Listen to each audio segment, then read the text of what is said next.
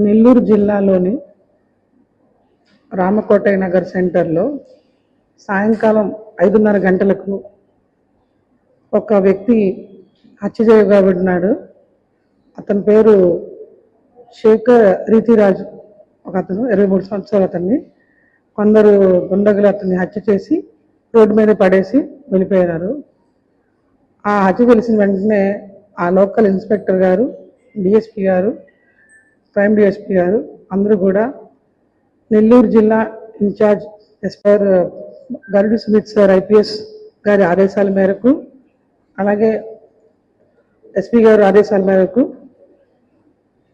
ఇక teams form చేసి ముద్దాయిని ఎవరు హత్య చేశారో వాళ్ళందరినీ కూడా అరెస్ట్ చేయడం జరిగింది. ఈ ముద్దాయి చనిపోయిన అతను డిసీజ్డ్.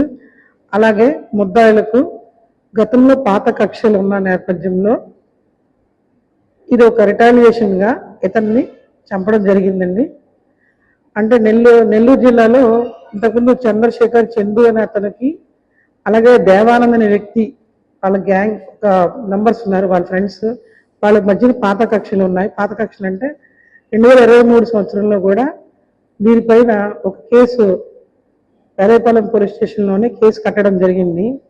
తర్వాత దీని నిమిత్తము వీళ్ళ మధ్యన చాలా 8 నెలల గ్యాప్ వచ్చిన తర్వాత నిన్న రీసెంట్గా అతను పిలిపించి తాగి ఉన్న మైకంలో, వీళ్ళు బాగా దుర్వ్యసనాలు బాగా అలవాటు పడుతున్నారు అందరూ కూడా, మైకంలో అతనితో మాట్లాడాలని పిలిపించి అతను వాళ్ళిద్దరి వద్ద ఉన్న కత్తులతోటి అతన్ని పడవడం జరిగింది.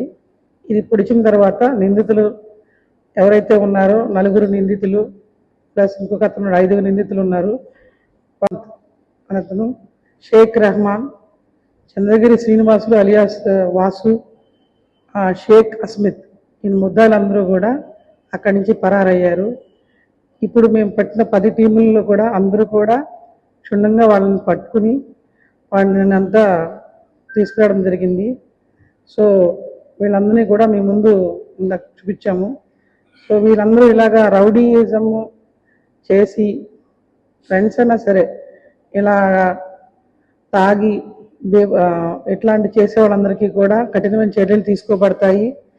అలాగే వాళ్ళు బిసిమీరి ఏమన్నా మిగతా వ్యసనాలకు అలవాటు పడి చేస్తే కనుక వాళ్ళ మీద కూడా ఎక్స్టర్మెంట్ యాక్షన్, పీడీ యాక్ట్ చట్టాల కింద పెట్టి వాళ్ళని పంపించడం జరుగుతుంది. సో ఇలాంటి జరిగిన సందర్భంలో పోలీసులు కూడా మేము ఇలాగ ఇంకా బీట్స్ పెంచుతాము, ఇలాంటి రౌడీ ఎలిమెంట్స్ ఏదన్నా సరే అసలు మాకు తెలియపరచవచ్చు, మేము దాని మీద యాక్షన్ తీసుకుంటాము.